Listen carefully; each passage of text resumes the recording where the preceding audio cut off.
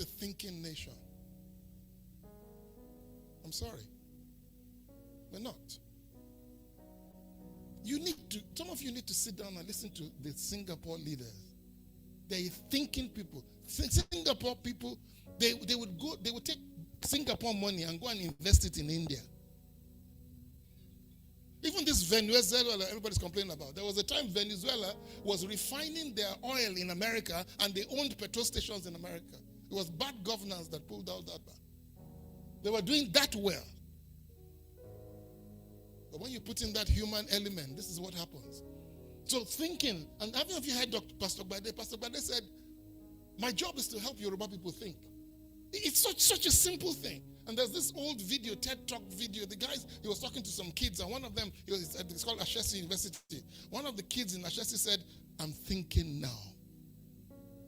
The Bible says, be ye transformed by the renewing of your mind. One translation says, let God change the way you think. Because God thinks. He says, my thoughts are not your thoughts. Isn't that obvious that he thinks? I don't know why we think. We just don't think. One of the biggest challenges people face is this ability not to think long term, always thinking short term.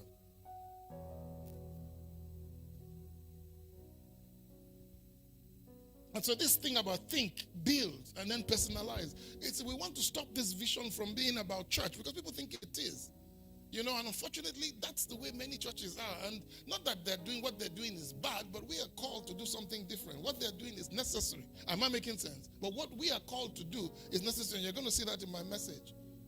And I'm going to hurt one or two people this morning because sometimes you get into a place and there's nothing but trouble. And what you are trying to do is escape the trouble, forgetting that maybe that's the reason why you are in the kingdom. For that reason. I don't know why people don't think about that. They say, wait a minute, this place is bad. Why did you? I remember the vice president told us a story one time.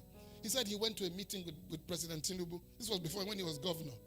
He says when they finish the meeting in the evening, he says there will be somebody there who's drinking whiskey. There's somebody on the right who's smoking cigarettes. There'll be somebody else who is, who has girlfriends waiting for him in the lobby. And he will be sitting there and he'll be wondering, what am I doing here? He says by the time he gets home and he gets to church, his whole body is smelling of alcohol and smoke. And he said he went to God one day and said, what is all this? My church members think I smoke and drink. And God says, no, I put you there, purpose. He would never have been vice president if he hadn't stayed in that room.